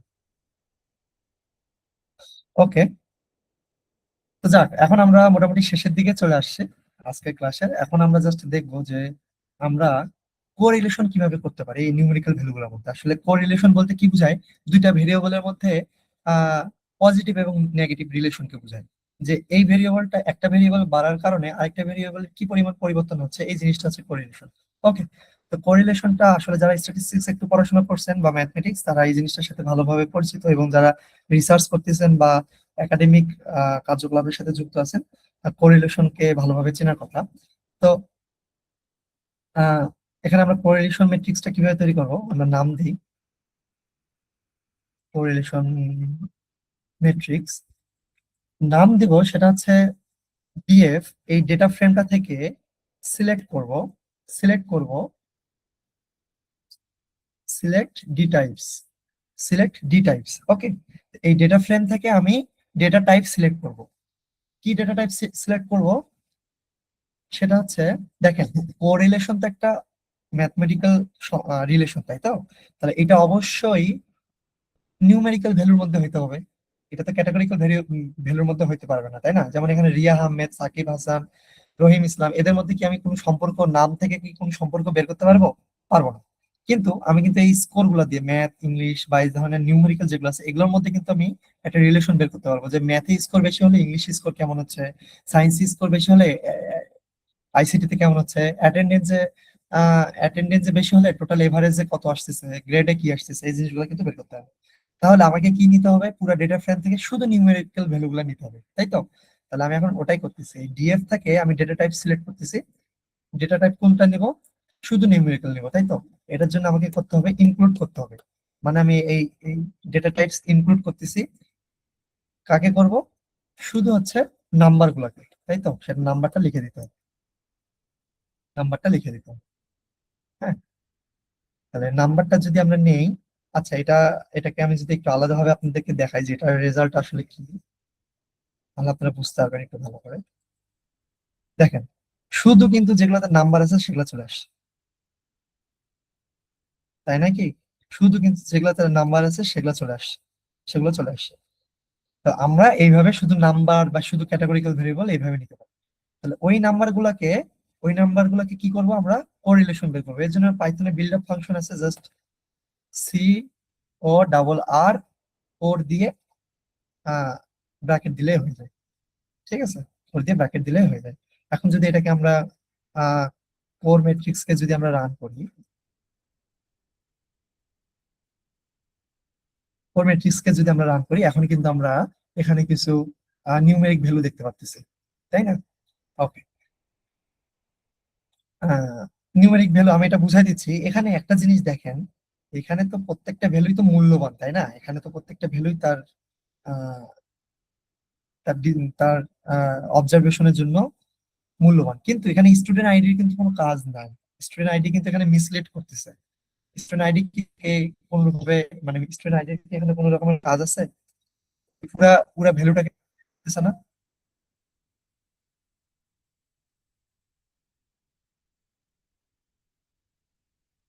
এই পুরা কোরিলেশন যে ম্যাট্রিক্সটা বের হয়েছে, এটাকে মিসলিড করতেছে না।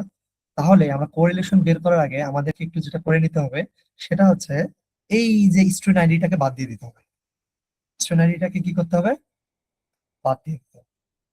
ওকে, তাহলে স্টুডেন্ট আইডিটাকে আমরা কিভাবে বাদ দিতে পারি?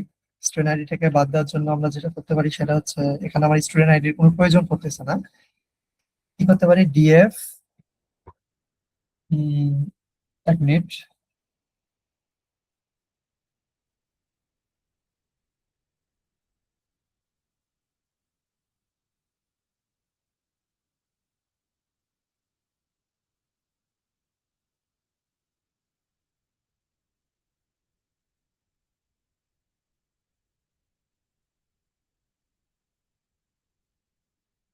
এক মিনিট প্লিজ, একটু ওয়েট করেন।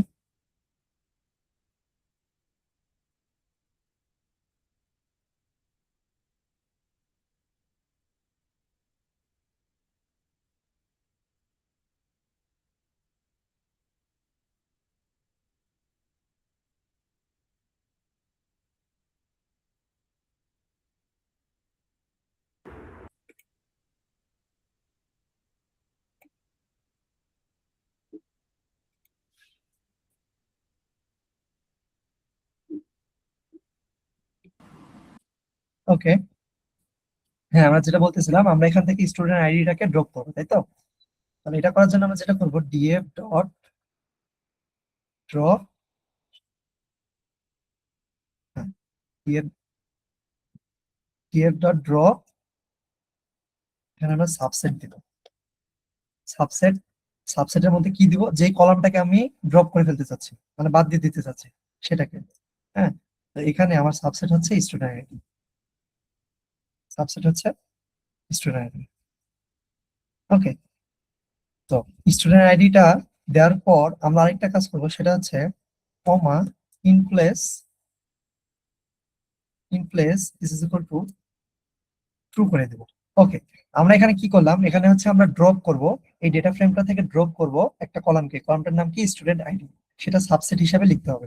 আর এখানে পরবর্তীতে আমরা লিখলাম হচ্ছে in plus is equal to true. In plus is equal to true মানে, মানে ওইটা বাদ দিয়ে আমার যে ডেটাটা আসবে ডিএফ এর ভিতর, ওই ডেটাটাই থাকবে। ওকে,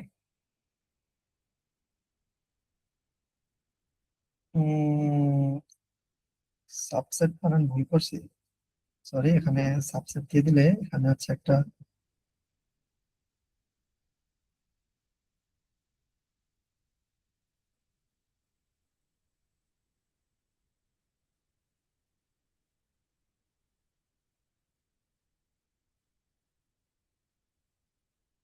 আচ্ছা, সাবসেট বানান কি ভুল করছি আমি?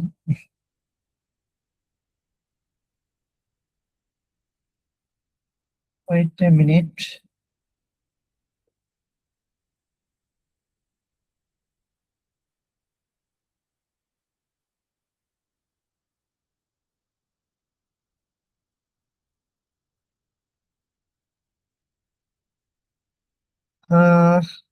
কি ঘটনা সাবসেট?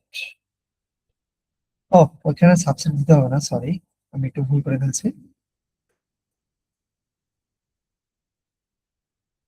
এখানে সাবসেট দিতে হবে না, এখানে ডিরেক্ট কলাম নেম দিলে হয়ে যাবে। Sorry, mistake. ছোট ছোট ভুলগুলো হয়ে যায় আসলে। হ্যাঁ,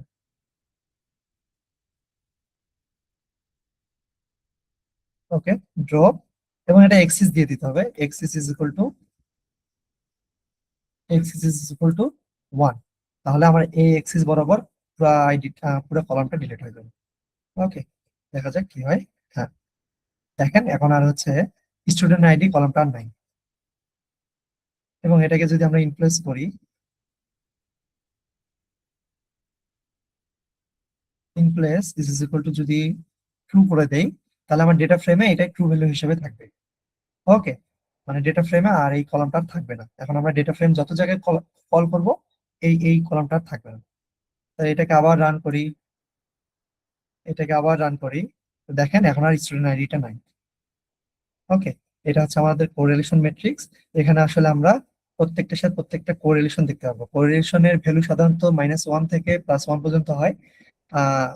এখানে হচ্ছে কোনো কোনো একটা ভ্যালুর সাথে আরেকটা ভ্যালু যদি -1 রিলেশন হয়, তার মানে এটা সরাসরি একে অপরের বিপরীত, একটা বাড়লে আরেকটা কমে যায়। যদি পজিটিভ হয়, ভ্যালু যদি পজিটিভ হয়, তাহলে এটা একে অপরের পরিপূরক আর কি বলা যায়, যে একটা বাড়লে আরেকটা বাড়বে।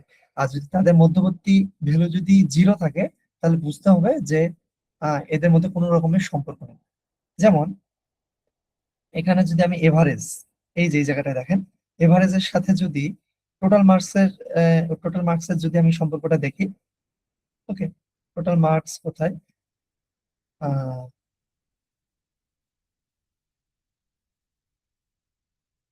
হ্যাঁ, এভারেজের সাথে যদি আমি টোটাল মার্কসের সম্পর্কটা দেখি, তাহলে দেখেন এখানে 1 আছে, পজিটিভ রিলেশনশিপ। তার মানে টোটাল মার্কস বাড়লে এভারেজ বাড়ে। ওকে, এটা তো খুব নর্মাল। আবার দেখেন স্টাডি আওয়ার্স, হ্যাঁ, এভারেজ স্টাডি স্টাডি আওয়ার্স এর সাথে এভারেজের সম্পর্ক দেখেন নেগেটিভ। স্টাডি আওয়ার্স, এভারেজ কোথায়, এভারেজ হচ্ছে এখানে, সরি, 1 থেকে দেখতে হবে। এখানে এভারেজ হচ্ছে 1, এভারেজ যখন 1 তখন স্টাডি আওয়ার্স হচ্ছে -0.097। তার মানে এখানে হচ্ছে স্টাডি আওয়ার্স এর সাথে এভারেজের একটা নেগেটিভ সম্পর্ক। এটা এটা এই দ্বারা এটা বুঝতেছি যে স্টাডি আওয়ার্স যত বেশি হয়, এভারেজ তত কম হয়। জানি না, এটা আসলে ডেটা হয়তো ডেটাতে হয়তো কিছু রং ভ্যালু আছে, যার কারণে এরকম মিসলিড আসতেছে। আর নয়তো বা স্টুডেন্ট হচ্ছে চ্যাট জিটিপি ইউজ করে, পড়াশোনা করে না, চ্যাট জিটিপি ইউজ করে, এর জন্য কম পড়াশোনা করে বেশি মার্কস পায়। তার মানে এই স্টুডেন্টটা যত কম পড়াশোনা করলে বেশি এভারেজ আসে। ওকে, তা যাই হোক, আমরা কোরিলেশন দেখে এইভাবে আসলে দুইটা ভ্যালুর মধ্যে সম্পর্ক বুঝতে পারি। হ্যাঁ, এগুলো আমরা আসলে আপকামিং কোর্সে আমরা এগুলো খুবই ডিটেলসে পড়াশোনা করব, এবং এই ফর্মুলা গুলো কিভাবে আসে, কোরিলেশন সম্পর্কে বিস্তারিত বা এই ধরনের স্ট্যাটিস্টিক্যাল থেকে শুরু করে ইচ এন্ড এভরিথিং নিয়ে আমরা সামনে আলোচনা করব। তো সর্বশেষ আমরা যে ডেটাটা নিয়ে কাজ করলাম, সেই ডেটাটাকে ডিসক্রাইব অপশন দেখতে পারি। আসলে এটা আমরা গতকালও দেখছিলাম। এখানে আমরা টোটাল সবকিছুর একটা ইনসাইটস পেয়ে যাই, যে এজের এখানে গড় বয়স কত, ক্লাস কেমন, কি সবকিছু আমরা দেখতে পাই। ওকে, এটা রিড করা আমি গতকাল শিখাইছি। তো যাক, আহ আজকের ক্লাস এই পর্যন্তই ছিল।